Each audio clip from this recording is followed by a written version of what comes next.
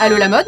Pourquoi les Bezos sponsorisent le Met Gala? En fait, ça fait quelques années qu'Amazon essaye de se mettre au luxe. Ils ont lancé Amazon Luxury en 2020, mais gros flop, forcément, faire le pont entre bazar d'internet et luxe, faut y aller pour que ça marche, surtout qu'il faut que les marques acceptent d'être vendues sur la marketplace. Mais Jeff n'abandonne pas, pour que le luxe accepte Amazon, il faut que les Bezos soient acceptés par l'élite. Et le Met Gala, c'est une opportunité en or. Pour rappel, l'événement sert à financer l'exposition annuelle du Costume Institute qui a lieu au sein du Met Museum. C'est l'événement mode le plus convoité, dirigé par Anna Wintour, alors forcément, financer l'exposition est le meilleur moyen de se faire valider par le milieu. Du coup, on les voyait jamais au Fashion Week, mais depuis un an, ils sont partout. Lauren Sanchez Bezos ne porte plus juste des vêtements chers, mais des archives. Et ça, c'est une stratégie de communication ultra bien rodée parce qu'en misant sur le patrimoine plutôt que sur le simple luxe, elle construit la crédibilité culturelle qui légitime leur rôle de sponsor principal du Met Gala 2026 et surtout qui pourrait légitimer par la suite l'implantation d'Amazon dans l'industrie du luxe et de la mode. Plus dingue encore, les Bezos envisageraient d'acquérir Schiaparelli, mais surtout le groupe Condé Nast. Jeff voudrait même offrir le Vogue US à sa femme comme cadeau de mariage, en clin d'œil à sa carrière de journaliste. Bon, ça en l'occurrence, ça reste des rumeurs, mais quoi de mieux pour sceller cette ambition que de se lier à Anna Wintour. Quoi qu'il en soit, tout ça s'inscrit quand même dans un contexte où les milliardaires de la tech investissent de plus en plus dans les médias et le luxe pour étendre leur influence culturelle. Peut-être qu'un jour, le diable ne s'habillera plus en Prada, mais en Amazon.